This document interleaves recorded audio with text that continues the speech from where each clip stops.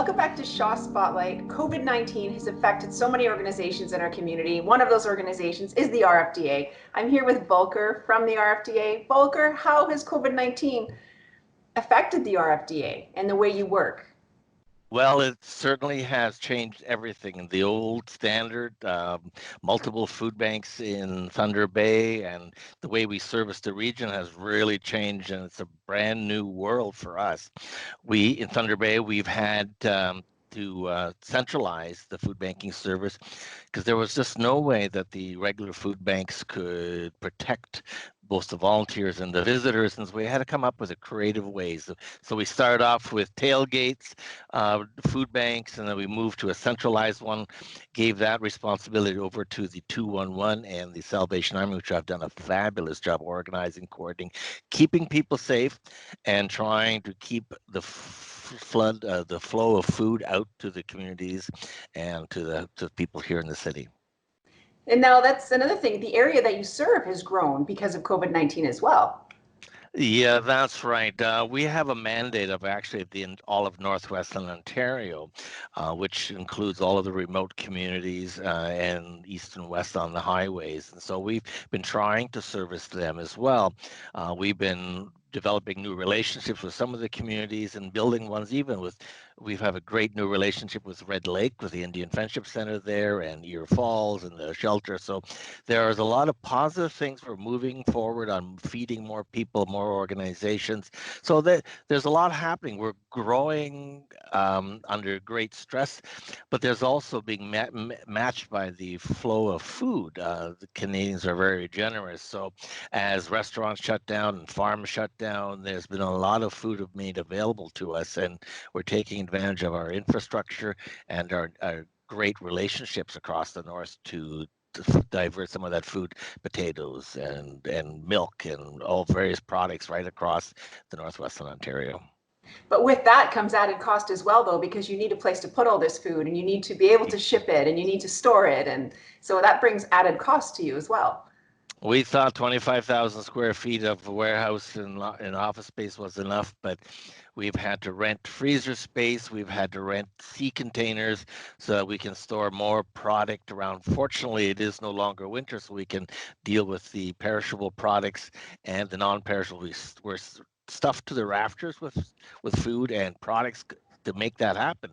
Feed Ontario has been very instrumental, and with the support of Feed Ontario and Food Banks Canada, we have been able to distribute provincial standard hampers, and that's something we are distributing to all of our members right across Northwestern Ontario, and so that makes it simpler. We require fewer volunteers to pack hampers and put things together, so that, again, that's a safety factor, also a huge cost saving for us. As food banks here in Thunder Bay have shut down, we've taken over some of their inventories and trying to standardize now the flow to all the people who visit our food banks and feeding programs. So it's busy. We have the hampers once every 2 weeks, plus every day of the week. We are delivering hampers. We have wonderful volunteers. The postal volunteers are coming. We have people, some from our members are volunteering. We even had some salespeople from Lakehead Motors being able to donate their time and deliver hampers. So it's been a very busy time. So Volker, approximately how many people are you serving now? Well, we measure what we call the hunger count, so a monthly number of people who visit our food bank and the frequency they visit. We have a standardized database that we input every time people visit us. So we're serving approximately 5,000 people here in Thunder Bay a month.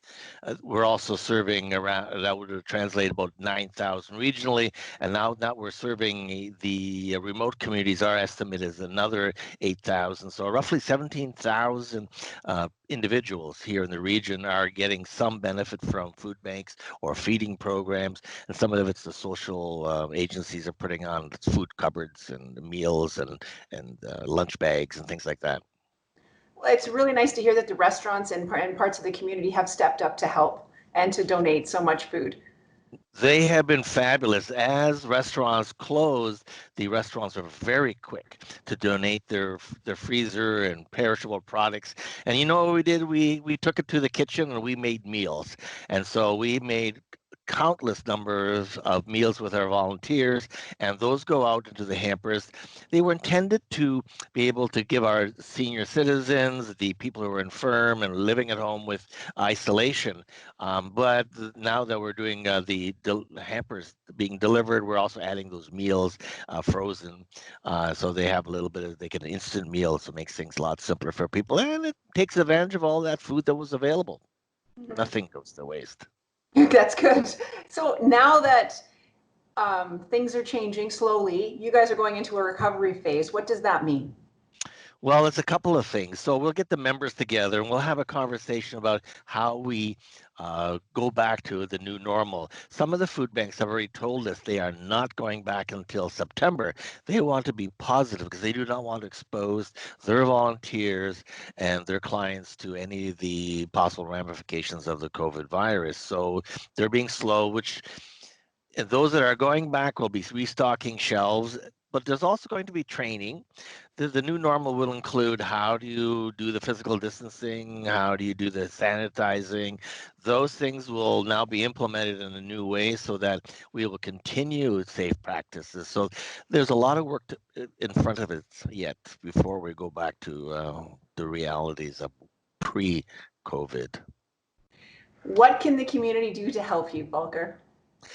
Well, in some cases, we do need volunteers. We do need delivery people to help us with that aspect. We're trying to go back to gardening. We're trying to get some normal sense of community happening here in Thunder Bay and across the region. But donations of cash, because the extra costs that we're incurring, but also dropping off food because they always go into hampers, and everyone benefits from having a well-fed community.